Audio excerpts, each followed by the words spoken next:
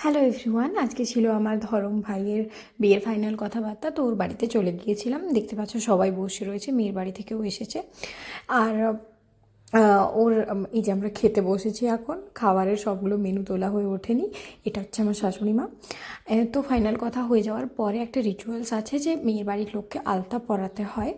তো ওখানে আলতা পরানো হচ্ছে মেয়ের বাবাকে, আর বৌদি আলতা পরাচ্ছে।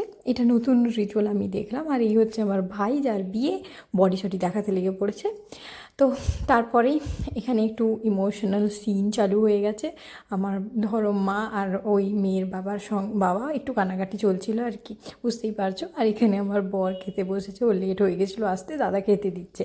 তারপর ওকেও বৌদিরা টেনে টুনে নিয়ে গিয়ে আলতা পরালো, আর কি করছিল দেখো, কি ফানি লাগছে ওকে। আর সবশেষে আমি চলে গেছিলাম আমার বাপের বাড়িতে, যেখানে চিকু আমাকে ওয়েলকাম করলো।